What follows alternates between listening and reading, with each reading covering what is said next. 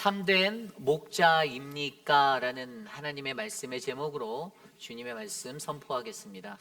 참된 목자입니까? 이 세상에 존재하는 수많은 교회들 또 그리고 수많은 성도들이 바라는 것은 아무래도 좋은 목회자, 참된 목자를 만나서 신앙의 가르침을 받고 신앙생활하는 것일 거예요. 그렇죠? 우리 교회도, 우리 회의빛 한인 장로교회도 제가 오기 전 한 2년 전만 해도 우리 교회를 위해서 하나님이 보내주시는 참된 목자를 기다리며 여러분들이 기도하시고 소망하셨던 그러한 기도의 시간이 있었을 거라 저는 믿습니다. 그런데 2년의 시간이 흘렀어요. 제가 교회 부임한 지 이제 2년이 다 돼갑니다. 그 시간 속에서 여러분들의 기대하셨던, 여러분들이 소망하셨던 참된 목자가 과연 저일지 말씀을 준비하며 그런 생각을 해보았어요. 그래서 제가 오늘 이렇게 여러분께 먼저 질문을 드려보려 합니다. 여러분께 보내주신 여기 앞에 서 있는 이유리 목사는 여러분들에게 참된 목자입니까? 예, 목소리가 작았어요. 네. 아니에요. 감사해요. 아멘이라는 소리가 들려서 감사했고요. 네, 일부 예배 때도 아멘이라는 소리가 들렸는데 참 마음의 뭉클함이 이렇게 전해지더라고요. 하나님의 몸된 교회의 모든 성도들은요, 좋은 목사를 만나서 참된 목자를 만나서 신앙생활을 하고 싶어 합니다. 그리고 그것이 정말로 너무나도 귀한 거예요. 그리고 반대로 돌려보면요, 아울러 이 땅에 살아가는 목회자들도요, 저와 같은 목회자들도 좋은 성도, 좋은 교회, 좋은 장로, 그러한 공동체를 만나고 싶어 합니다. 이게 성도들의 입장에서만 생각하는 게 아니라 목사들의 입장에서도 동일한 거예요. 저희도 좋은 양을 만나고 싶다, 이런 거죠. 예, 싸나운 양 말고. 예, 예. 그래서 2년의 시간 동안에 몸된 하나님의 교회를 섬기며 우리 교회 안에 좋은 양들을 주시고 또 좋은 양 중에서도 리더십들의 양들도 이렇게 주시고 장로님들과 좋은 분들을 주셔서 이렇게 돌아보면 제가 지난 2년의 시간이 하나님의 은혜였구나, 감사하구나라는 생각이 듭니다. 얼마나 이것들이 감사한지요. 제가 회의비를 집을 사버렸어요. 예, 그래서 하나님의 은혜죠. 예, 미국의 16년의 생활 속에 첫 집을 이 회의비에 사버리게 되었습니다. 30년짜리 론이라 30년 동안 떠날 수가 없어요. 이 하나님의 은혜 속에 참된 목자를 소망하고 기다리는 그러한 많은 교회와 성도들, 목회자들. 그런데 여러분, 세상 속에는요, 참된 목자만 있는 것이 아니라 참되지 않은 목자들도 있어요. 마태복음 7장 22절 23절 말씀에 보면 이러한 말씀이 있습니다. 그날에 많은 사람이 나더러 이르되 주여 주여 우리가 주의 이름으로 선지자 노릇하며 주의 이름으로 귀신을 쫓아내며 주의 이름으로 많은 권능을 행하지 아니하였나이까 하리니 그때 내가 그들에게 밝히 말하되 내가 너희를 도무지 알지 못하니 불법을 행하는 자들아 내게서 떠나가라 하리라. 아멘. 예수님의 말씀이 뭐라고요? 세상에서 주여 주여 하면서 그렇게 흉내내는 사람들, 경건의 모양은 있으나 경건의 능력이 없는 사람들 너무 많다라는 거예요. 목사인 제게도 마찬가지죠. 저와 같은 목회자들도 저 또한 하나님의 경건을 안고 살아가는 사람이 되어야 되지 경건의 모양만 갖춘 자가 되면 안 된다라는 것이에요. 참된 목자라고 부르심을 받고 그러한 사명을 받아 살아가는 인생인데, 그런데 우리들이 한 발이라도 잘못 디뎠을 때는 그 목자를 따라가는 수많은 양들이 어떻게 해요? 같이 좌절하고 넘어지고 같이 혼란에 빠진다라는 것이기 때문에 굉장히 중요한 거예요. 그래서 세상 속에서 가장 비참한 모습은요, 차라리 기름 부음을 안 받았으면 되는데 이 사울왕처럼 기름 부음 받고 하나님께 버림받음을 당하는 그 비참함을 겪지 않기 위해서 이 땅을 살아가는 모든 목자들, 모든 목회자들이 자신의 삶의 경각심을 가지고 그들의 발걸음을 옮겨야 한다는 것입니다. 이것이 중요한 거예요. 그런데 여러분, 여기서 한 가지 더 주목해 볼 것은 저와 같은 목회자들에게만 이것들이 해당되는 것이 아니라는 것이에요. 이곳에 계신 장로님들, 안수 집사님들, 권사님들, 그리고 평신도로서 사명을 받아 이곳에 오신 모든 분들이 바로 그 하나님 나라의 사명을 안고 살아가는 하나님의 백성이고 하나님의 리더십입니다. 여러분이 하나님의 목자예요. 그래서 사실은 여러분, 이 질문을 여러분 스스로에게 던져보셔야 해요. 나는 참된 목자인가? 나는 나의 가정에서, 나의 교회에서, 나는 내가 일하는 나의 사회 공동체 안에서 나는 정말 참된 목자인가? 사람들이 나를 보고 당신이 믿는 예수라면 나는 안 믿겠소라고 혹시 생각하고 있지는 않는지, 아니면 당신을 보고, 여러분들을 보고 당신이 믿는 예수라면 나도 믿어보고 싶소라는 참된 목자의 삶을 살고 있는지 한번 여러분들 말씀 속에서 고민해 보시고, 오늘 말씀 안에서 그러한 삶들을 되새겨 보시는 우리 모두가 되기를 간절히 기도합니다. 오늘 말씀의 제목이 바로 참된 목자입니까입니다. 참된 목자입니까? 우리에게 늘 끊임없이 던져져야 하는 이 질문 가운데서도 오늘 참된 목자가 어떠한 모습으로 살아가야 하는 모습인지, 오늘 우리가 묵상한 마가복음 6장 30절에서 44절의 말씀은 우리에게 전해주고 있어요. 마가복음 6장에 보면 고향 땅에서부터 사역을 하시는, 그 고향 땅에서 사역을 하시는 예수님, 분주하게 움직이시면서 쉴 틈 없이 일하셨던 그 예수님, 그 예수님이 보이죠. 그런데 마가복음 6장 초반에 보면 그 예수님이 배척당하셨다라고 성경은 기록당하고 있어요. 배척당하신 그 상황 속에서 그 뒤에 어떻게 하셨습니까? 권능으로 일했는데 배척당했어요. 그래서 그가 가지고 있는 권능들을 6장 13절에 가면, 12절 3절에 가면 제자들에게 그 권능을 나누어주고 그들을 파송합니다. 6장 12절 13절에 이렇게 나와 있습니다. 제자들이 나가서 회개하라 전파하고 많은 귀신을 쫓아내며 많은 병자에게 기름을 발라 고치더라. 아멘. 예수님과 더불어 예수님의 제자들이 그 권능을 받았습니다. 권능은 헬라어로 dynamis. 제가 설명드린 대로 이 권능은 다이너마이트라는 그 다이너마이트의 그 어원이 되어져 있어요. 이게 폭발적인 거예요. 이 권능이 있다라면 다이너마이트가 쾅 하고 터지는 것 같은 큰 성령의 능력의 역사가 일어날 수 있는 거예요. 그 잠재력의 능력이 누구에게요? 예수님뿐만 아니라 예수님과 함께한 예수님의 제자들에게 있었다라는 거예요. 그러한 그들이 파송을 나가서 어떻게 생활했습니까? 어제 말씀 마지막 구절에도 보면요, 그러한 예수님의 제자들이 정말로 분주하게 움직였다라고 기록하고 있어요. 예수님의 제자들이 너무나도 바쁘게 쉴 새 없이 병자들을 고치고 하나님 나라를 전하고 귀신을 쫓아내고 프리칭, 티칭, 힐링의 그 사역을 감당하며 수많은 이적들을 나타내고 있었는데, 멀리서 예수님께서 그들의 모습을 바라보시는 거예요. 그런데 그러한 예수님이 바라보시는 그들의 모습이 어떻게 되냐? 그래서 하나님의 참된 나라에 거한 그 참된 목자가 되기 위해서 그들에게 가장 먼저 권해주시는 하나님의 말씀은, 참된 목자는 양들의 영적 충전을 바라보는 그러한 바라보고 가르치는 사람이 되어야 한다는 것입니다. 오늘 첫 번째로, 참된 목자는 양들의 영적 충전을 바라보고 가르치라. 예수님의 제자들이 그렇게 바쁘게 사역하는 그 와중에 그들의 모습을 바라보셨던 예수님이 오늘 그들의 모습을 바라보면서 그 표현한 구절이 오늘 말씀 30절과 31절에 나와 있습니다. 이 사도들이 예수께 모여 자기들이 행한 것과 가르친 것을 낱낱이 고하니 이르시되 너희는 따로 한적한 곳에 가서 잠깐 쉬어라 하시니 이는 오고 가는 사람이 많아 음식 먹을 겨를도 없음이라. 아멘. 예수님에 대한 소식이 갈릴리 근방에 퍼져나갔을 때 수많은 사람들이 몰려왔습니다. 예수님의 제자들이 다니는 그들의 움직임 가운데서도 수많은 사람들이 그들을 따랐어요.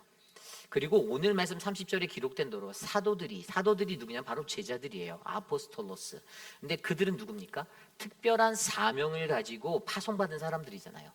근데 그 사람들이 예수님께 모여들어서 자기가 행하였던 모든 사역과 자신이 가르쳤던 모든 것들을 하나하나씩 고하였다, 보고하였다. 굉장히 좋은, 잘 갖춰진 그런 팀워크를 보여주는 것 같아요.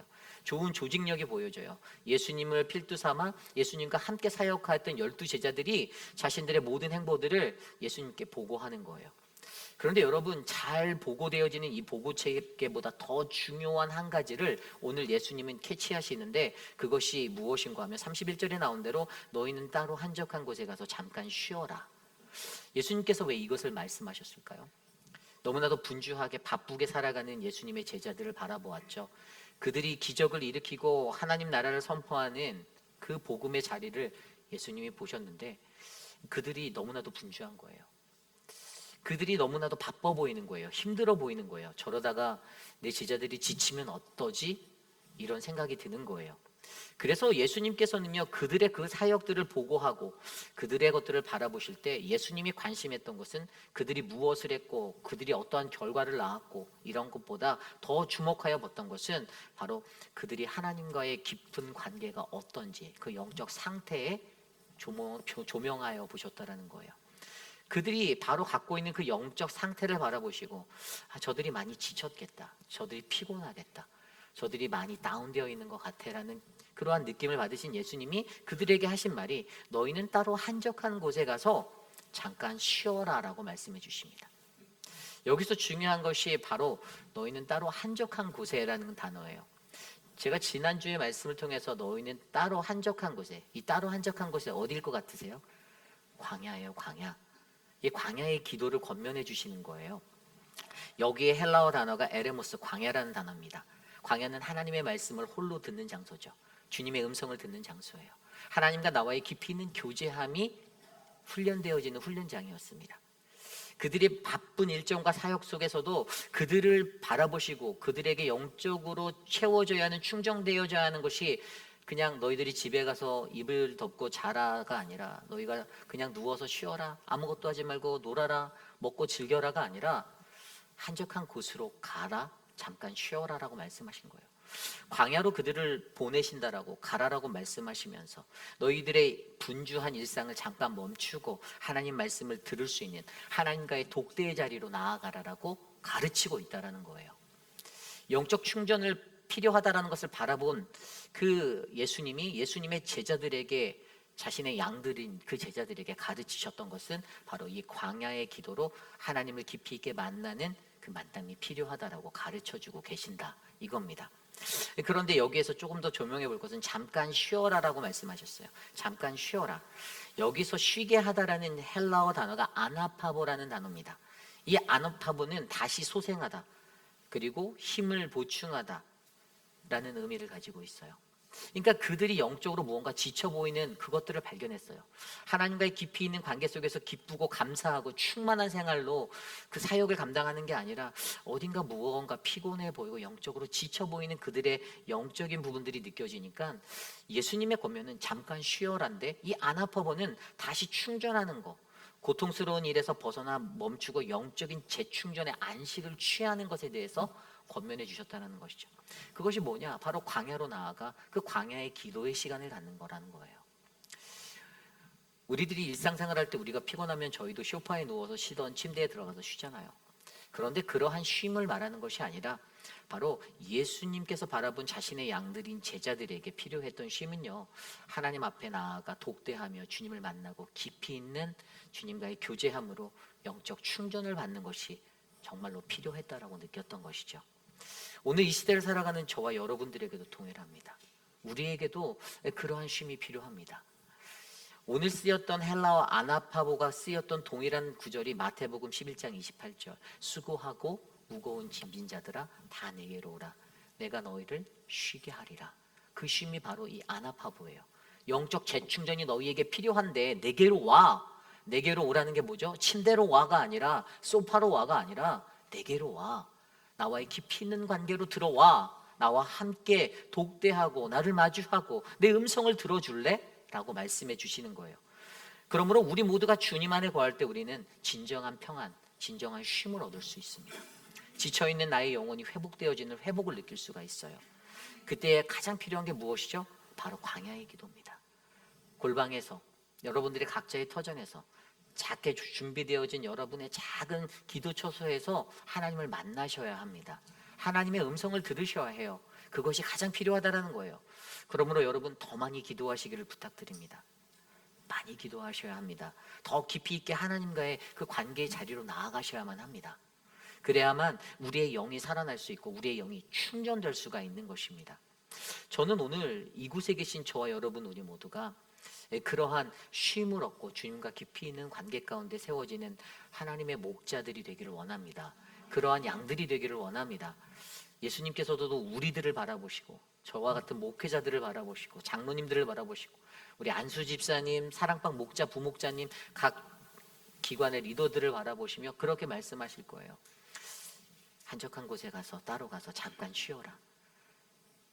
어디 가서 좀 쉬었다 와라, 이것의 의미도 있지만 그거보다 더 깊이 있는 영적인 의미는 나와 독대하자, 나를 만나줄래? 내 음성을 들어줄래라는 그 기도의 자리, 그 광야의 기도가 우리의 삶을 만들고 우리의 삶을 더욱더 충만하게 할 줄 믿습니다. 이것이 오늘 말씀의 첫 번째, 바로 참된 목자는 양들의 영적 충전을 바라보고 가르치는, 이 광야의 기도를 가르치는 그러한 자입니다. 오늘 두 번째로 참된 목자입니까? 참된 목자는요, 양들의 영혼의 갈급함을 바라보고 진리를 가르치다입니다. 진리를 가르치는 자.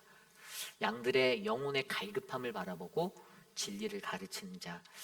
오늘 그렇게 한적한 곳으로 나아가자고 해서요, 예수님과 제자들이 배를 타고 한적한 곳으로 나아갑니다. 32절에 이에 배를 타고 따로 한적한 곳에 갈새라고 기록되어져 있어요. 이제 배를 타고 건너가는 거예요. 이게 정확히 어디로 갔냐 하면 가버나움에서 베세다까지 간 거예요. 그런데 그 거리가 한 30km 정도 되거든요. 그런데 더 재미있는 이야기가 33절에 나옵니다. 그들이 가는 것을 보고 많은 사람들이 그들인 줄 안지라 모든 고을로부터 도보로 그곳에 달려와 그들보다 먼저 갔더라. 아멘. 뭐라고요? 그 일행들이, 예수님과 제자들이 배를 타고 건너가는 것을 목격한 사람들이요, 저거 예수님 아니야? 저 예수님의 제자들 아니야? 하면서 그들이 그 30km가 되는 그 길을 달려서 그들보다 먼저 갔다라고 설명해요. 이 강을 건널 때 바람이 불어서 역풍이 있어서 배가 천천히 갔을 수 있겠다 가정할 수 있지만, 그래도 이렇게 가로지르는 게 빠르지 어떻게 돌아서 30km를 가는 게 더 빠르겠어요. 그런데 그들이 더 빨리 예수님의 일행보다 그곳에 도착했다라고 말씀은 설명하고 있습니다. 여기서 우리가 한 가지 생각해 보아야 하는 것, 여러분 무엇이 느껴지십니까? 저는 그 30km 길을 달려온 그 사람들의 갈급함이 보입니다. 아마 예수님의 눈에도 그들이 보였을 거예요. 그들이 얼마나 갈급했을까요? 그들이 갈급한 무언가, 해결받고 싶은 무언가, 듣고 싶은 무언가가 있어서 한 걸음에 그 길을 달려나갑니다. 그런데 여러분, 여기서 중요한 건 그들이 누군가예요. 그들이 누구일까요? 오늘 말씀 34절에 예수께서 나오사 큰 무리를 보시고 라고 말합니다. 큰 무리를 보셨다. 예수님 앞에서 보여진 그 무리가 누굴까요? 이 헬라어 단어에는요, 큰 무리, 무리라고 표현된 이 무리를 쓸 때 두 단어가 있는데, 한 단어는 라우스라는 단어예요. 이 라우스라는 단어는 뭐냐면요, 이 유대적인 어떤 전통적인 사람들, 회당 안에서 어떤 돌보심을 받고 케어를 받아서 그렇게 존중받고 살아가는 유대교의 어떤 전통주의에 입각한 사람들, 그러니까 인간 대우 제대로 받을 수 있는 그런 신자들을 말했던 거예요. 전통적인 자들. 그런데 오늘 이 말씀에서 무리라고 쓰여진 단어는 이 라오스라는 단어가 아니라 또 다른 단어, 오클로스라는 단어가 쓰였어요. 헬라어 오클로스. 근데 이 오클로스라는 단어는 무엇이냐면요, 세상에서 소외된 약자들을 말하는 거예요. 병자들, 가난한 자들, 그리고 과부들, 아무도 알아주지 않고 사회에서 무시하고 그들의 메이저가 되지 못한 아주 소외된 아웃사이더들. 근데 그러한 자들이 예수님의 그 앞에 무리로 그룹져서 모여 있는 거예요. 예수님의 눈에 들어왔던 자들은 철저하게 존중받지 못하고 소외되었던 그러한 자들이었어요. 그런데 그들을 바라보시면 예수님의 마음에 무엇이 들었습니까? 그 무리를 보시고 그 목자 없는 양 같음으로 인하여 불쌍히 여기사 이에 여러 가지로 가르치셨더라라고 말하고 있어요. 불쌍한 마음이 들었습니다. 스플랑크 니조마이, 너무 많이 들으셨죠? 창자가 끊어질 듯한 아픔이 왔는데 왜 그게 그렇게 스플랑크 니조마이, 긍휼의 마음으로 불쌍히 여겨지는 그 마음이 되었냐? 왜 그러한 마음이 그에게 들었냐? 오늘 말씀은 그것을요, 그들이 목자 없는 양 같음 때문이라고 말하고 있어요. 목자 없는 양 같음 때문이라고. 앞서 설명드린 라오스라는, 헬라어 라오스라는 그 무리, 회당 안에서 존중받고 케어받으며 인정받았던 무리, 전통적인 유대주의자들, 그들은 그냥 자신들의 종교 생활 안에 만족하며 살았을 거예요. 괜찮다, 할만한데, 이랬을 거예요. 그런데 오늘 이 오클로스로 알려진 이 빈곤한 자들, 이 소외된 이 무리들, 그들은 아무리 이스라엘이라는 나라 땅 안에서 수많은 종교 지도자들이 있고 율법학자들이 있고 자신들이 거하는 이 로마의 회당 안에서도 아무리 율법학자들이 있고 뭐 종교 지도자 바리새인들 그 누가 있다 하더라도 아마 이들에게는 올바르게 그들에게 진리를 가르쳐 줄 수 있는 그러한 자들이 없었다라는 거예요. 거짓된 목자, 거짓된 사꾼들만 남아서 그들 앞에서 유세나 부리고 살았던 거죠. 그러한 진리가 갈급함, 그 무리들이 진리의 갈급함으로 그 마음에 있는 그것들을 예수님께서는 꿰뚫어 보시고 그들에게 목자 없는 양같이, 진정한 목자가 없어서 진짜 말씀도 못 듣고 그 말씀 안에서 은혜도 못 받고 그 말씀 안에서 어떠한 하나님의 진리를 깨닫지도 못하는 그러한 그들의 무리들의 모습을 보시고 마음이 찢어지는 듯한, 창자가 끊어지는 듯한 그 고통에 스플랑크 니주마의 불쌍히 여김의 마음이 일어났다라는 겁니다. 이것이 중요해요.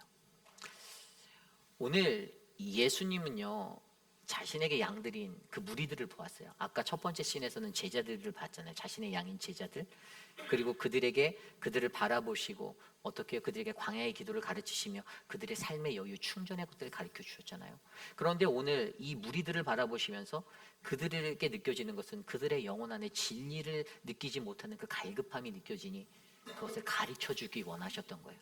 그래서 그가 가르치셨다. 이게 원어 성경에는요, 디다코스, 하나님 나라를 가르치신 거예요. 하나님의 그 말씀의 가르침이 있었던 거예요. 하나님 나라의 선포가 그들에게 진리로 전달되게 가르쳐 주셨다는 거예요. 디다코스 하셨다는 거예요. 결국에 그러한 가르침으로 말미암아 어떻게 해요? 그들의 영이 회복되어지고 그들의 갈급함이 채워지고 그들의 하나님 나라를 바라보고 그렇게 살아가는 그 은혜에 서게 하였다라는 것을 우리는 말씀을 통해서 배우게 됩니다. 오늘 이 시대를 살아가는 저와 여러분, 우리도 마찬가지예요. 우리가 참된 목자로 살아가고 있다면 우리도요, 이 땅에 살아가는 수많은 영혼들, 그들의 영혼의 갈급함을 바라볼 수 있는 그 마음이 있어야 합니다. 그리고 뭘 느껴야 합니까? 목자 없는 양같이 저들이 세상에서 방황하고, 목자가 없어서 이 교회 저 교회 떠돌아다니고, 목자가 없어서 그냥 교회 안 나가고, 목자가 없어서 다른 종교로 가고 무신론으로 살아가는 자들, 그 수많은 영혼들을 바라보며 긍휼의 마음이 들어서 하나님, 그 목자가 내가 되어서 내가 진리를, 하나님의 말씀을 올바르게 제대로 가르쳐 줄 수 있는 참된 목자가 되기 원합니다. 그래서 우리 교회에 그러한 목자분들이 많이 일어나기를 원해요. 우리 교회에 그런 은혜가 있기를 원합니다. 에스겔서 34장 말씀에 보면요, 그 이스라엘이라는 그 나라 안에서 자기만 먹는, 자신의 이익만 추구하는 목자들의 모습을 심판하는, 그래서 에스겔의 입술로 통해서 선포하는 하나님의 말씀이 나와요. 이 에스겔서 34장 2절에 보면 거기에 배경을 뭐라고 설명하냐면 자기만 먹는 것을 중요하게 여기는 그 목자들에게 화 있을진저, 이렇게 말씀 시작해요. 그들에게 화가 있을 거라는 거예요. 자기만, 목자로서 내 권위만, 내가 좋은 리더십 가졌다고 나만 하나님 나라가 아무것도, 진리, 복음 아무것도 드러나지 못하게 하고 자기가 다 가리고 있는 그 목자들을 향해서 그 심판이 너희들에게 임할 거야 라고 선포하고 계십니다. 그러면서 이스라엘 백성들을 향해서 뭐라고, 이스라엘에게 참목자 되신 그 하나님이 뭐라고 말씀해 주시냐면 에스겔서 34장 22절 25절 말씀에, 그러므로 내가 내 양떼를 구원하여 그들로 다시는 노략거리가 되지 아니하게 하고 양과 양 사이에서 심판하리라. 내가 한 목자를 그들 위에 세워 먹게 하리니. 아멘. 내가 한 목자를 너희 안에, 너희의 그 황폐함 안에 내가 세울 텐데, 그래서 내가 너희로 먹게 하여 줄 텐데, 그는 내 종 다윗이다. 그가 그들을 먹이고 그들의 목자가 될지라. 나 여호와는 그들의 하나님이 되고 내 종 다윗은 그들 중에 왕이 되리라. 나 여호와의 말이니라. 내가 또 그들과 화평의 언약을 맺고 악한 짐승을 그 땅에서 그치게 하리니 그들이 빈들에서 평안히 거하며 숲을 가운데서 잘지라. 아멘. 이스라엘의 그 황무함, 말씀이 없고 진리도 못 알아보는, 그래서 거짓 목자들 만나서 고생만 하는 그들을 향해서 내가 너희에게 한 목자 보내줄게, 다윗이란 목자 보내줄게. 그리고 내가 그로 하여 세우고 너희에게 먹일게. 뭘 먹이겠다고요? 음식을 먹이겠다는 건가요? 아니에요. 생명의 말씀을 먹이겠다는 거예요. 진리를 알려주겠다는 거예요. 진리가 무엇인지 달고 오면 그 하나님 말씀으로 너희를 내가 먹여줄게라고 말하는 거예요. 그래서 그들을 어떻게 해요? 그들과 평화의 언약을 맺고 그들을 평안히 거하게 하고 숲을 가운데 잘 지내게 하라. 그래서 다윗이 시편 23편에 여호와는 나의 목자시니 내가 부족함이 없으리로다. 그가 나를 푸른 초장으로 인도하시고, 그 푸른 초장으로 이스라엘을 이끄시는 그 사명을 받은 다윗도 하나님의 말씀의 진리를 깨달아 주와 동행하는 자가 거하는 그 그린 그래스를 설명하는 거잖아요. 그죠? 그 푸른 초장으로 나를 인도하시는 하나님. 하나님은요, 오늘 우리에게도요, 우리가 영혼의 갈급함을 안고 살아갈 때 우리가 하나님의 말씀 안에서 진리를 발견하는 그러한 믿음의 사람들이 되기를 원하십니다. 그러므로 오늘 이곳에 계신 저와 여러분 우리 모두도요, 이 진리를 가르치는 것에 우리의 열정을 쏟아내시기를 부탁드립니다. 거짓된 거 가르치지 마십시오. 잘못된 것으로 진리를 가리려 하지 마십시오. 가르침이 있는 것이 진정한 목자의 마음입니다. 가르침이 내 가르침이 돼서도 안 돼요. 생명의 가르침이 되어야 돼요. 야, 내가 인생 살았더니 이건 이렇게 하고 저렇게 하고, 그것이 아니라는 거예요. 사랑방으로 모였을 때, 공동체에서 모였을 때 하나님의 말씀이 나누어져야 합니다. 바른 하나님의 말씀, 진리가 선포되어져야 합니다. 그리고 그 안에서 은혜를 나누셔야 합니다. 그래서 우리 안에 양들의 영혼의 갈급함을 바라보며 진리를 가르치는 참된 목자가 더 많이 일어나는 아름다운 저와 여러분 우리 모두가 되시기를 간절히 기도드립니다. 이것이 오늘 말씀의 두 번째, 바로 참된 목자가 되기 위해서 바로 양들의 영혼의 갈급함을 바라보고 진리를 가르쳐야 한다입니다. 오늘 마지막으로 참된 목자가 되기 위해, 참된 목자는요, 양들을 또 다른 리더로 양육하고 가르쳐야 한다입니다. 양들을 또 다른 리더로 양육하고 가르쳐야 한다. 오늘 우리가 묵상한 이 말씀 35절 이후에는 우리가 너무나도 잘 아는 오병이어의 말씀이 나옵니다. 여러분, 오병이어의 말씀은 어떠한 이야기로 여러분의 마음속에 남아 있습니까? 어릴 적 제가 이 말씀을 들을 때는 그냥 너무나도 작은 것들로 수많은 사람들이 먹을 수 있었던 큰 기적, 그냥 그러한 놀라운 이야기로만 알고 있었어요. 그런데 이제 목회자가 돼서 말씀을 공부하고 보면 이 오병이어가 일어난 이 장소와 이 이야기 속에 담겨져 있는 그 또 다른 것은요, 바로 또 다른 영적 리더를 바르게 양육해내고 가르치기 위한 바로 예수 그리스도를 통한 성찬의 삶이 보여진 그 광야의 식탁의 자리였다라는 것입니다. 참된 목자가 베풀어 주신 그 광야의 식탁의 이야기, 이 사건을 통해서 그것들을 목격한 사람들이 성찬의 삶이 무엇인지를 배워서 그들이 가져야 하는 책임감과 또 기적의 권능, 그리고 그 믿음, 그것을 이루기 위한 믿음에 관해서 그들이 배울 수가 있었다는 거예요. 그래서 오늘 이 오병이어를 경험하였던 그들을 통하여서 예수님이 기대하셨던 것은 여기에 있는, 이곳에 있는 양들이 또 다른 누군가를 리더로 양육하고 가르치기 위해서 이러한 가르침이 있었다라는 것을 우리에게 말해주고 있습니다. 오늘 말씀 35절에 보면 때가 저물어가매 제자들이 예수께 나와 여짜오되 이곳은 빈들이요 날이 저물어 가니 36절에 무리를 보내어 두루촌과 마을로 가서 무엇을 사 먹게 하옵소서. 아멘. 날이 어둑해지니까요, 예수님의 말씀을 듣기 위해 모였던 수많은 무리들 가운데 제자들이 예수님께 다가가서, 이게 누구냐면 빌립이에요. 빌립. 그들이 다가가서 아니 이곳이 너무 어두워지고 아니 저 사람들이 배고프니까 마을로 보내서 뭔가 먹게 해야 되지 않겠습니까? 라고 말하는 거예요. 이 제자들의 눈에 보였던 건 무엇입니까? 이곳에 모여있는 사람들의 육적인 배고픔이 보였어요. 육적인 배고픔. 그런데 예수님의 대답이 너무나도 다르죠. 37절에 대답하여 이르시되 너희가 먹을 것을 주라 하시니 여짜오되 우리가 가서 200데나리온의 떡을 사다 먹으리까. 아니 우리가요? 아니 너희가 먹여라 라고 말씀하시잖아요. 여기서 너희가 먹을 것을 주라. 여기서 가장 중요한 게 바로 이 너희가 먹을 것을 주라예요. 예수님도 아시죠? 예수님의 제자들이 돈이 어디 있겠어요. 이 머리가 빠르게 돌아가는 빌립이 계산을 해봤어요. 그가 굉장히 셈에 능했거든요. 그가 순간적으로 계산을 딱 해보니까 여기 앉아있는 사람이 좋기 5천 명이 아니라 여자들 아이 포함해서 한 2만 명 가까이 될 것 같아요. 그래서 어디 마을에 가서 빵이라도 하나, 쬐끄만 싼 빵이라도 사다 먹이려면 한 200데나리온 정도는 있어야 이들에게 조금씩이라도 떼줄 수 있을 것 같은 거예요. 근데 생각해보니 우리들은 돈이 없어요. 그래서 예수님께 우리가요? 근데 예수님의 대답은 그들에게 그냥 각자 가서 먹이면 안 될까요? 라고 말한 그 자리에서 너희가 먹을 것을 주라라고 말씀하시잖아요. 너희가 먹을 것을 주라.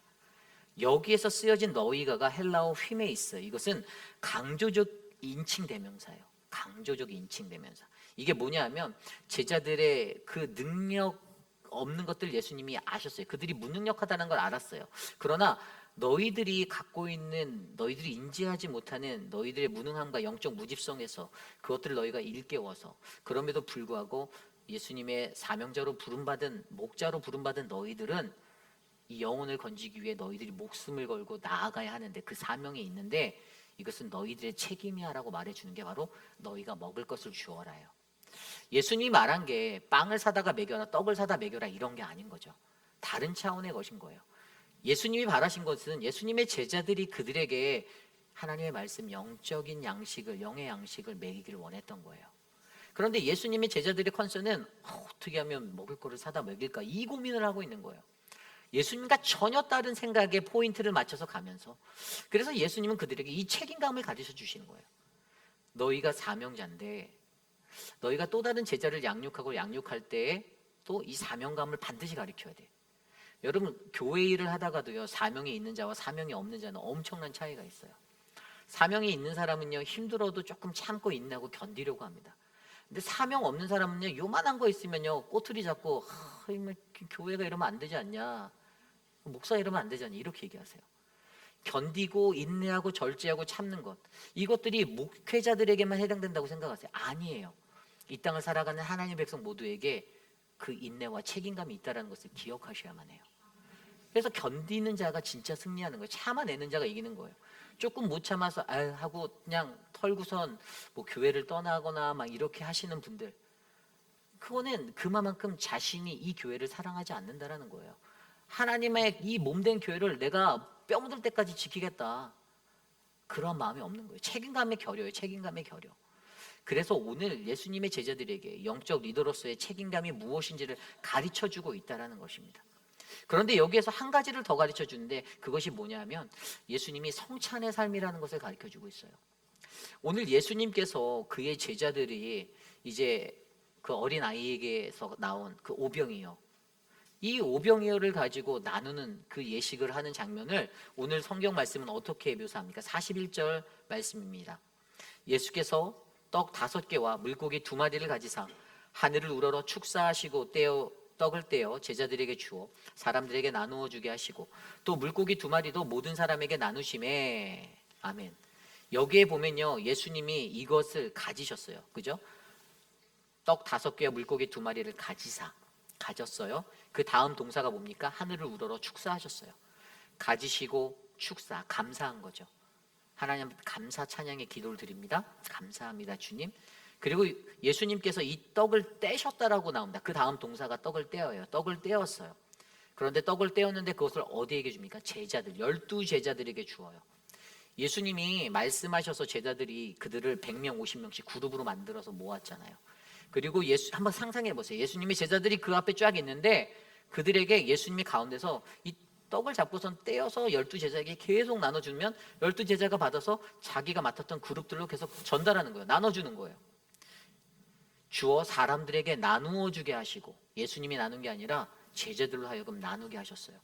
여러분, 여기서 중요한 것이 바로 우리가 가진 것을, 우리가 가지고 그것을 감사하며 축사한 것을 떼어서 나눠주는 것과 그것을 다른 이에게 나눠주는 것이 굉장히 중요하다라는 이 성찬의 원리를 가지고 있어요. 여러분, 오늘 이 오병이어의 사건의 모습이 우리의 성찬식과 유사하지 않습니까? 우리의 성찬식도요, 떡을 떼어서 나누어 줍니다. 주님의 몸된 그 살을 나누어 주어요. 근데 여기서 정말로 더 의미가 있는 게, 여러분, 여기에서 그 떡을 떼다라는 헬라어 단어가 카타클라우라는 단어인데, 이것은 으깨어 부서지다예요. 으깨어 부서지다. 예수 그리스도가 자신이 십자가에서 자신을 찢어 나누는, 그래서 우리가 참여하는 그 성찬의 의미를 담고 있는 거예요. 예수님이 떼어서 나누어지는 것이 지금 눈에 보이는 떡이다라고 느낄 수 있지만, 실질적으로는 예수 그리스도가 자신의 삶을 통해서 나를 찢어서 그의 살을 떼어서 우리에게 나누어져서 우리가 구원을 받아 이 땅에서 살아가는 하나님의 자녀로 그 성찬에 참여하는 그 예식을 몸소 실천하고 계시다라는 거예요. 그 생명의 의식을 하고 있는 거예요. 그러므로 오늘 이러한 권능이 어떻게 나타납니까? 예수님이 떡을 자꾸 떼는데 그 자리에 있는 장정 남자 5천 명이 먹고 아이들까지 해서 2만 명 이상의 사람들이 먹을 만큼 끊임없이 나오는 거예요. 무슨 마술 상자도 아니고 떡이 계속 나오는 거예요. 이 손에서 무슨 제빵 기계가 있는 것도 아니고 계속 나오는 거예요. 그런데 그 기적 같은 일들을 바라보면서 놀랍다 이런 것이 아니라, 오늘 눈앞에 보여지는 이 기적의 사건을 통하여서 자신이 떼어서 찢어 나누는 그것을 통해서 함께 나누는 그 공동체의 삶을 통해서 어떻게 해요? 광야의 풍성한 식탁의 은혜를 그들이 누리게 됨으로써 하나님이 우리를 지켜주시고 하나님이 우리에게 부어주시는 하나님의 생명의 양식의 공급이 있을 때 우리가 행복하고 아름다운 사역자가 되어 이 공동체를 만들 수 있다는 그 은혜를 누릴 수 있다는 것이죠. 오늘 예수님은 이러한 것들을 우리에게 가르쳐 주시는 거예요. 우리가 사역을 할 때 어떨 때 피곤합니까? 사역할 때요, 쓸데기 없는 거 생각할 때 피곤합니다. 그죠? 정말 핵심이 아닌, 메인이 아닌 다른 것에다가 내 힘을 싣고 그러면 피곤해져요. 인생도 피곤해지고 삶도 피곤해지고 다른 사람도 피곤해지고 공동체도 타이어해집니다. 그런데 이 권능의 것을 알고 인간들이 생각하는 늘 뭐 합리적이고 뭐 이런 것들이 아니에요. 합리적이고 계산적인 거. 빌립이 그건 정말 잘했다니까요. 따다닥 주님 200데나리온이 필요한데요. 그 계산으로 해서 이게 채워지는 문제가 아닌 거예요. 우리의 생각 너머에서 일하시는 하나님이 기적으로 보여주시는 그게 있는데 너희가 믿지 못해? 왜 못 믿니? 너희들이 이거 믿어야 해. 근데 저 눈에 안 보이니까 못 믿겠는데요. 저 없어요. 돈도 없어요. 아무것도 없어요. 저도 돈 없어요. 근데 집 샀어요. 하나님의 은혜예요. 기적이에요, 기적. 진짜 기적이에요. 제가 미국을 16년을 살았는데 사람의 말로 안 되고 행동으로 안 됩니다. 진짜 안 돼요. 하나님이 주시는 그 은혜는 바로 이 성찬의 이 삶이 우리 안에서 이루어질 때 가진 것을 축사하고 감사하고 떼어서 나누고 또 나누어서 흘려보낼 때 기적으로 이루어지는 이것을 경험할 수 있다는 거예요. 오늘 예수님이 이것을 그 빈들에 모여있는 자들에게 보여주시고 가르쳐 주셨어요. 그리고 예수님은 그러한 양들이 또 다른 그 리더로 양육되어지고 이것을 배워 퍼져나가도록 만들기 원하셨다라는 사실이에요. 여러분, 우리들의 삶에 우리들이 원하는 것, 내가 원하는 것, 이상적인 공동체는 내가 원하는 게 채워지는 것이 아니라 바로 하나님이 보여주시는 이 성찬의 삶이 우리 안에 일어나 권능이 무엇이고 그것에 내 믿음을 드렸을 때 어떠한 기적이 일어나는지를 경험하는. 그래서 오늘 이 문제에도요, 인간적으로 빌립이 띄어들여서 200데나리온 없는데요가 아니라 예수님이 친히 개입하셔서 보여주신 거, 이 문제에 예수님이 직접 참여하셔서 너희에게 몇 개의 떡이 있니라고 물어보시고 가져와서 이루어 주신 이 사건을 통하여 경험되어진 모든 문제가 해결되어지는 우리의 상황과 우리의 환경과 내 판단과 그런 것이 아니라 그 문제에 직면했을 때 우리의 시선을 예수 그리스도께로 하나님께로 집중했을 때 우리의 권능 되신 그분이 우리 안에서 역사하셔서 놀라운 역사를 만드시는 이 장면들을 목격하는 오병이어가 우리의 삶에 일어날 때 바로 참된 목자를 통해 베풀어 주신 이 광야의 식탁이 그들에게 얼마나 귀한 양식이 되는지를 깨닫게 하여 주셨다라는 것입니다. 오늘 이곳에 모인 저와 여러분, 우리 모두에게 이러한 오병이어의 역사가 일어나기 원합니다. 우리의 것들을 믿음으로 권능으로 나누십시오. 떡을 떼시고 축사하시고 떡을 떼어 나누시며 서로가 서로에게 흘려보내십시오. 위로하시고 격려하시고 함께 치유하셔서 손에 손을 맞잡고 이 공동체가 바르게 설 수 있도록 이상적인 하나님의 놀라운 권능이 임하는 믿음의 공동체가 되도록 생명의 떡의 그 영적 양식을 붙잡고 살아가는 우리 모두가 되시기를 간절히 축원합니다. 이제 말씀을 정리하고자 합니다. 제가 옛날에 신학교 다닐 때 읽었던 책 중에 우리 영국의 대표적인 청교도 신학자 중에 목회자 중에 한 사람 리차드 백스터가 썼던 책 참된 목자라는 책이 있어요. 이 리차드 백스터가요 정말로 괜찮은 사람이에요. 되게 존경받을 만한 사람이었어요. 이 C.S. 루이스 아시죠? C.S. 루이스라는 이 저자가 가장 자기가 존경하는 인물 1순위가 바로 이 리차드 백스터였어요. 그 순전한 기독교라는 책을 쓸 때도 바로 이 분으로 받았던 영광과 이것들이 모아져서 썼다라고 그게 고백할 정도였습니다. 그리고 감리교회 창시자인 우리 존 웨슬리의 아버지였던 이 사무엘 웨슬리도 이 책을 읽고 굉장히, 그분도 목회자였거든요. 굉장히 감명을 받아서 자신의 집에 이 책을 소장하고 있었는데 집이 전소되면서 그 책이 타갔고 이 책을 다시 구하기 위해서 엄청나게 애를 썼다라는 그런 일화가 있어요. 그만큼 이 영국에서 이 청교도인으로서 살아가던 리차드 백스터. 이 사람이요, 찰스 2세 때 왕이 요청했어요. 당신 우리나라의 이 국교를 감당할 수 있는 그러한 주교가 되어달라고 요청받았는데 거절했어요. 그리고 그는 그곳에 있는 그 키터민스터라는 시골 마을로 들어가서 거기에 한 800세대 한 2,000명 정도 살고 있는 마을에서 목회를 감당했습니다. 그가 그곳에서 목회하고 그가 그곳에서 이제 1641년부터 1660년까지 19년을 목회하면서 살다가 그가 나중에 이제 떠나게 되었는데, 거기에 가면 그를 기념하는 기념비가 세워져 있는데 그 기념비에 이러한 글귀가 적혀져 있었습니다. 내가 이곳에 처음에 왔을 때 이곳에는 하나님을 예배하는 이들이 거의 없었다. 그러나 내가 이곳을 떠날 때 이곳은 하나님을 예배하지 않는 이들이 거의 없었다. 아멘. 여러분, 이게 참된 목자가 느낄 수 있는 복음입니다. 정말로 수많은 폭풍우가 몰아치고 분열이 넘쳐졌던 그 시간 속에서 그는 일치와 화해를 위해서 헌신한 참된 목자였습니다. 어떻게 하면 교회가 바르게 세워지고 어떻게 하면 하나님이 우리에게 주신 영원한 평안의 길을 걸어갈 수 있을지를 고민하며 자신의 삶을 드렸어요. 그래서 그가 이러한 교회에 헌신한 그것을 가지고 모든 것을 담아 그가 썼던 그 책이 바로 참된 목자, The Reformed Pastor라는 책인데, 이 책이 3부로 되어 있거든요. 근데 1부가 자아 성찰에 대해서 얘기해요. 이 자아 성찰에 대해서 얘기했는데, 그가 자아 성찰에 대해서 개인에게 질문하는 한 가지 질문이 나오는데, 그게 뭐냐면 당신은 하나님의 그 구원의 은혜 가운데 있습니까? 라는 질문을 던져요. 내가 내 자신을 성찰하기 위해서 무엇이 필요하더라고요? 내가 날마다 하나님의 그 구원의 은혜, 그 감격의 은혜에 내가 서 있는가를 점검해 보라는 거예요. 이게 중요하다는 거예요. 내가 하나님의 은혜 가운데 서 있고 이것도 모른 채, 서 있는지 아닌지도 모른 채 어떻게 내가 다른 사람들을 하나님의 푸른 초장으로 인도할 수 있겠냐는 거죠.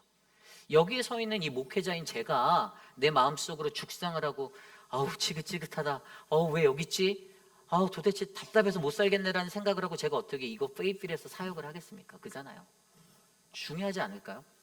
내가 하나님의 구원의 은혜 가운데 놓여져 있는, 내가 정말로 하나님의 구원의 은혜의 사람이라는 것을 내가 느꼈을 때 우리는 진정으로 나의 자아의 성찰이 일어나서 우리를 통해 더 큰 하나님 나라를 이 땅에 이룰 수 있다는 사실을 기억해 주시기 바랍니다.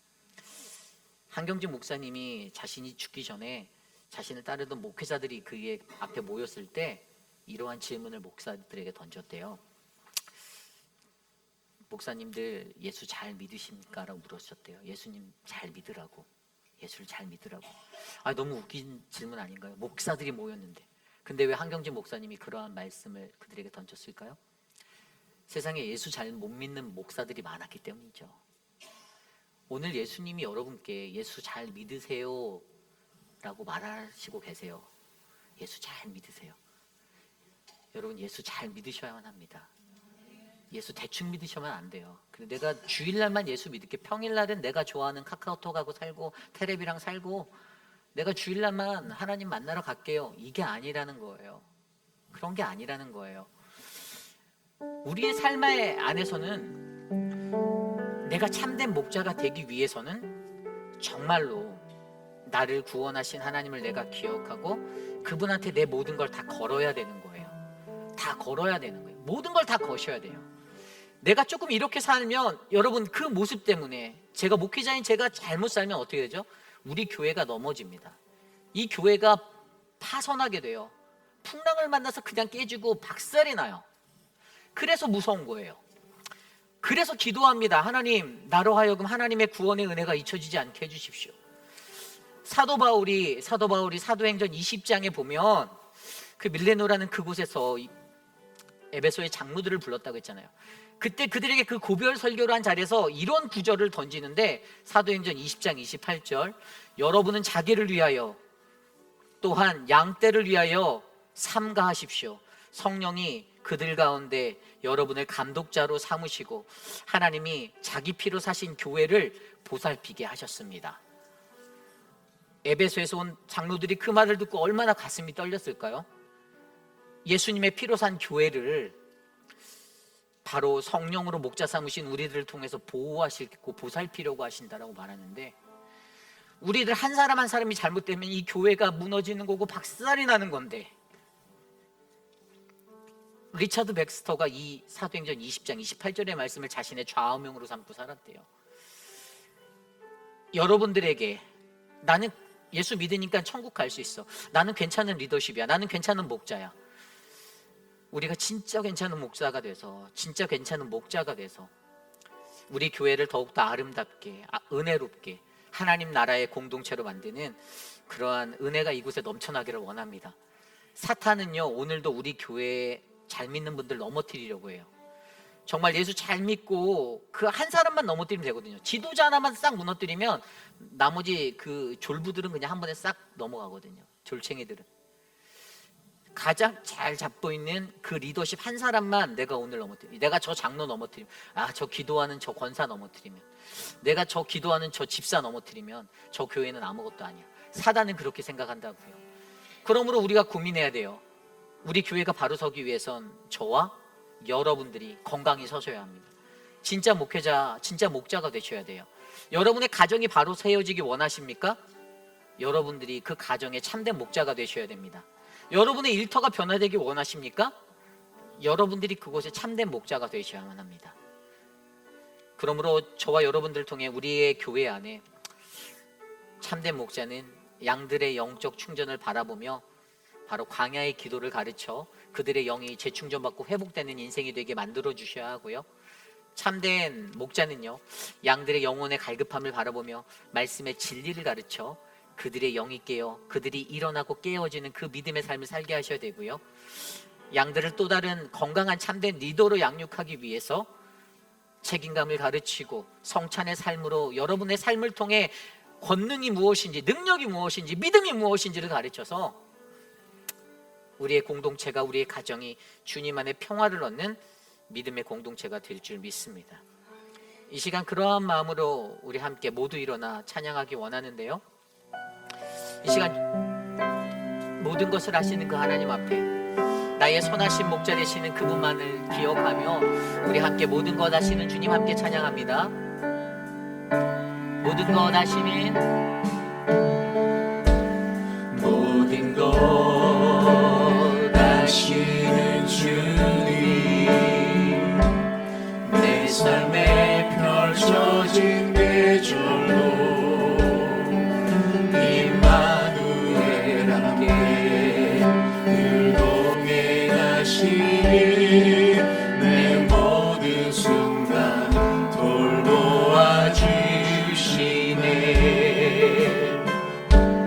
모든 것 창조하신 주님, 파도를 잠잠케 하신 주, 실수가 없으신, 실수가 없으신 진실한 하나님, 내 모든 순간 풍성케 하시네.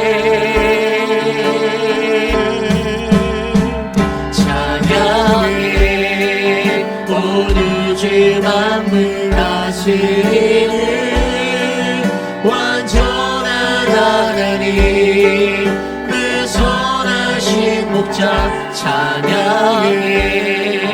합력해 주를 이루시니 위대한 하나님, 사랑의 인도자 예수. 다시 한번 찬양합니다. 모든 것 아시는, 모든 것 아시는 주님, 내 삶에 펼쳐진, 내 삶에 펼쳐진 계절로 임마누엘 함께 늘 동행하시니 내 모든 순간, 내 모든 순간 돌보아 주시네. 모든 것 창조하신 주님, 모든 것 창조하신 주님, 파도를 잠잠케 하신 주, 실수가 없으신 신실한 하나님, 내 모든 순간, 내 모든 순간 풍성케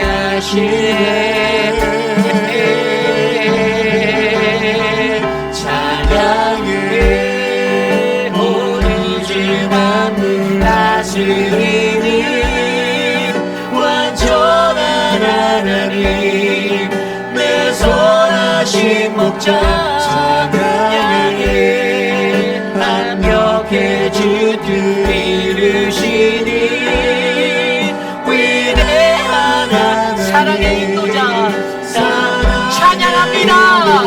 찬양해 우리 주 만물 다스리는 완전한 하나님 내 선하신 목자 찬양해 완벽해 주 뜻 이루시니 위대한 하나님 우리 마지막으로 찬양해 우리 주 만물 다스리는 완전한 하나님 내 선하신 목자 찬양해 완벽해 주 뜻 이루시니 위대한 하나님 사랑의 인도자 예수. 우리 시간에 함께 기도하기 원합니다. 과연 저와 여러분 우리는 하나님의 참된 목자입니까? 이 질문 앞에 여러분은 어떠한 대답을 주님 앞에 할 수 있습니까? 참된 목자의 음성을 그가 기르는 그 양들은 그를 따르는 양들은 듣고 안다라고 합니다. 요한복음의 10장에 나왔잖아요. 그 음성을 듣고 그 목자를 따라간다라고 합니다. 그리고 사실 그 목자는요, 그 우리 밖에 있는 그 양들까지도 그 음성을 듣게 하여서 하나가 되기 위해서 데리고 간다고 요한복음 10장에 기록하고 있어요. 저는 그 목자가 이곳에 많아지기 원합니다. 우리 교회에 그러한 목자들이 세워지기 원합니다. 여러분이 그러한 목자 되시길 바랍니다. 그 목자가 되기 위하여, 참된 목자가 되기 위하여, 삭군 목자가 아니라 거짓 목자가 아니라 무늬만 목자인 짝퉁 목자가 아니라 여러분 진짜 예수님 제대로 믿으시기 부탁드립니다. 혼미하게 예수님 믿지 마시기를 부탁드립니다. 그냥 대충 예수님 믿어서 구원 못 받습니다. 지옥에 가요. 지옥에 100% 지옥 가요. 여러분 예수님만 온전하게 믿으시는 그 믿음의 삶 살기를 원합니다. 그 목자가 되기 위해서 나는 오늘 어떻게 살아야 하는가? 나는 오늘 어떠한 목자의 모습으로 내가 살아가야 하는가? 우리가 함께 그것을 위해 기도합니다.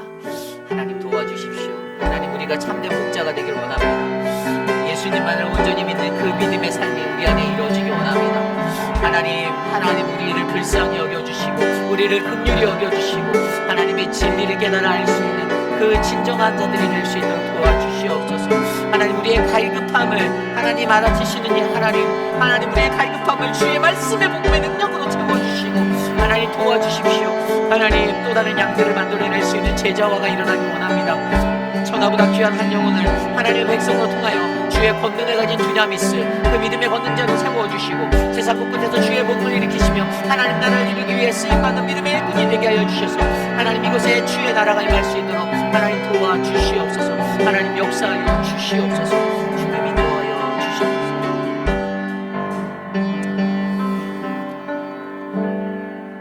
참으로 존귀하신 하나님 감사를 드립니다.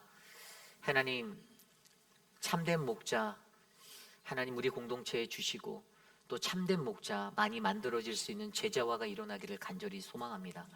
사랑방을 위해 애쓰는 사랑방 목자들과 하나님 부목자들에게 주의 권능을 주시고 교회를 이끌어 가시는 안수 집사님들과 권사님들 사랑하는 장로님들 모두에게 주님의 권능을 주셔서 하나님 사랑하는 우리 회의빛 한인 장로 교회가 하나님의 참된 목자와 양들이 모인 아름다운 공동체 되게 도와주시기를 간절히 소망합니다.